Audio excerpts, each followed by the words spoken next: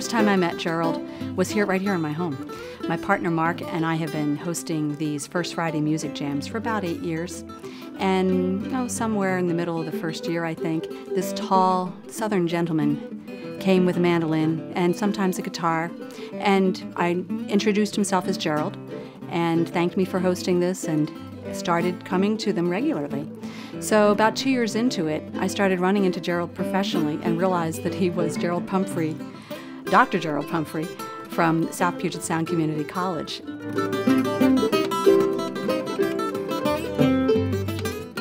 Dr. Pumphrey he hit the scene hard, and the minute he arrived, you knew that he was going to be one of the power brokers of the region. You saw him emerge as a leader with the community college presidents. You see him and hear him talked about on the Hill with legislators. He's quite a go-to in the community college system. Gerald was a catalyst in bringing the other two colleges, St. Martin's and Evergreen, together so that they could form strategic alliances because all three of those colleges have a focus and a purpose that is different. It's just good to know, to have the kind of relationship where you can pick up the phone and call someone and ask them a question about something, or to see where there are areas that we can collaborate. I mean, our breakfast meetings between Roy and Gerald and myself allowed us to talk about what the emerging politics and policies were, and there have been many in the time that we've been together, and not all of them good in terms of the economy and how we've had to deal with the legislature and the decline in state resources. It's one of the rare aspects, a wonderful aspect of this community, that the higher education leaders can get together and have a conversation, not feel competitive or threatened by the other institutions, but rather speak collaboratively about what we can do within the area for the area in particular. The capital facilities growth, both at SPSCC and at Evergreen, have been pretty extraordinary over the last decade or so. And it's always a pleasure for me to hear him explain what a challenge is and what the solution is in a manner that legislators or policymakers understand, to tell the story on behalf of education and on behalf of the college. It's a very effective combination of an individual that is scary smart, but unpretentious, authentic, and sincere in the work that he does. Gerald is an uncommon common man. And what I mean by that is that he has that rare ability to combine intellect with common sense. I have seen him in a group of colleagues who both serve on the Northwest Commission of Colleges and Universities, and he's been the lone dissenting vote amongst 40 colleagues in a room. And he's a man of principle, and you don't often run into men of principle today.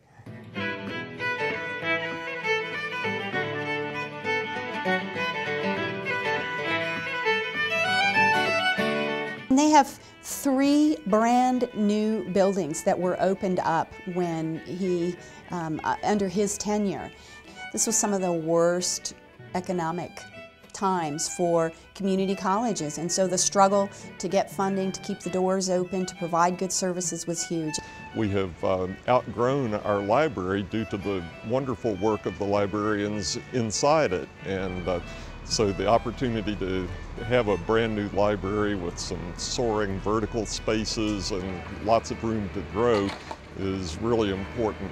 I believe the library is the intellectual capital of the campus. This campus is close to being built out for the foreseeable future, and the population of Thurston County is projected to grow quite a bit over the next 20 to 30 years. So we are excited to acquire a new facility in Lacey that will allow us to grow, at least over the midterm, probably 15 years or so, to meet the evolving needs of the north part of Thurston County. And building information modeling is a new technique that is taking hold around the United States. It's really in its infancy, but we're starting to see more and more of it happening in this market. And basically what you're doing is building a building in a 3D model prior to any construction taking place. And you create an opportunity to eliminate any collisions of products inside those buildings.